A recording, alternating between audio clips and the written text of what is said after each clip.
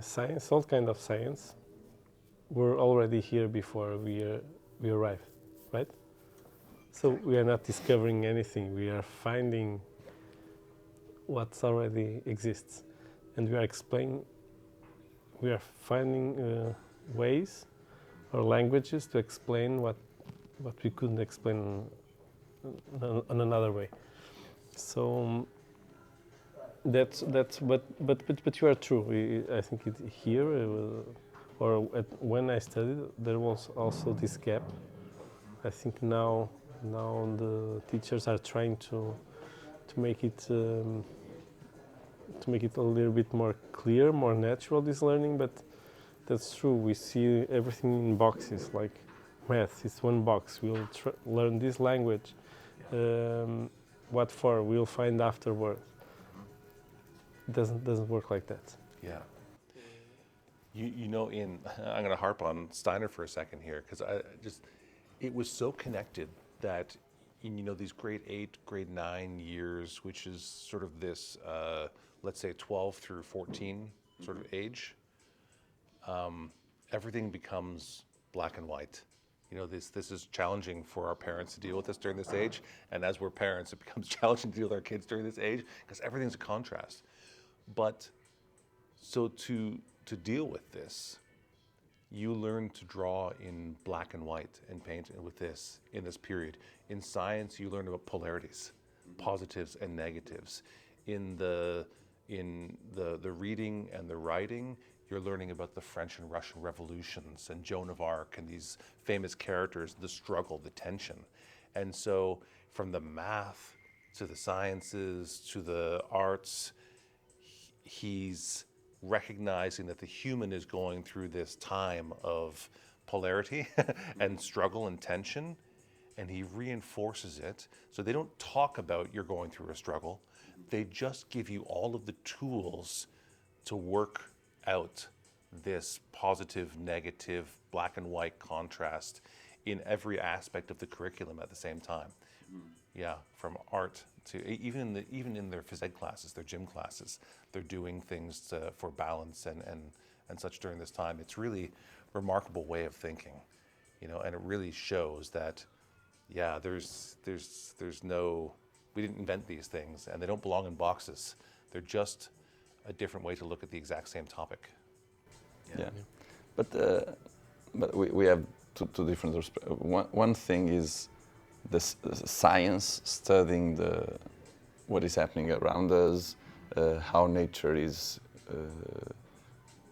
it's not created, how it exists, and how could we understand and learn from it to create new things. And that is a iterative process to do something else rather than what exists, and understand also what exists.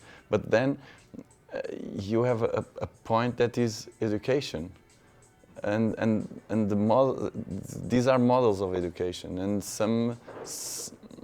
there's a mass education. So when you have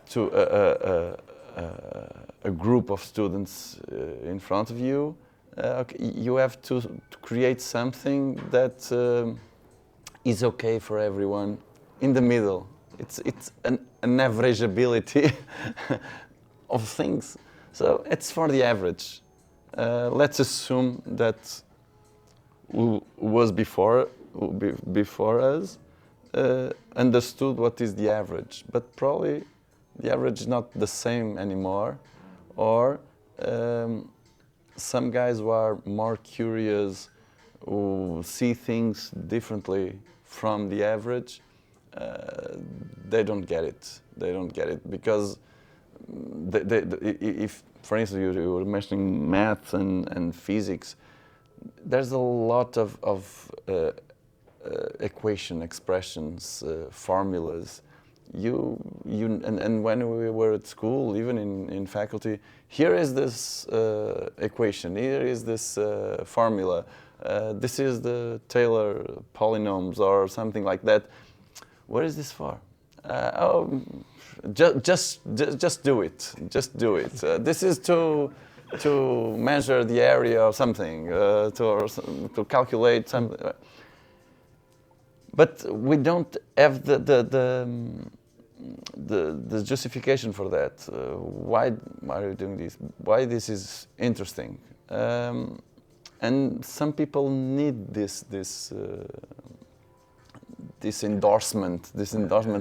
Yeah, do because you will understand more about. And we can do it with everything, as you were mentioned with a flower, but with a guitar or something like that. So in my time, I was struggling with this kind of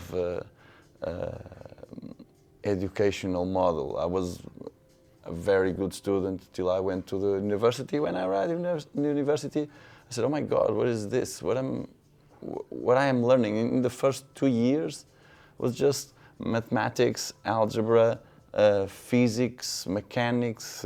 Physics and mechanics are very similar, but in boxes. In boxes was not interesting. Was not exciting. Okay, in life, not everything needs to be exciting, but exciting in terms of learning. Does it make sense? It wasn't making any sense. But then when you see that you can use mathematics to calculate the scale of a guitar or to understand the behavior and the frequencies, you see, oh, it's for that. That's why I'm learning integrals or derivatives or something like that. Oh, to learn how does a guitar plays or how it behaves. Okay, it makes sense, and then you start getting more excited, more deep into the themes, and when you understand things, you got more excited about them. Even when that's why people go wild with hobbies, because even if it's not their job, they know a lot of that. Yes. They know a lot about flowers, about stamps, about coins, anything. When they know the history or something, because they connect the dots. It's not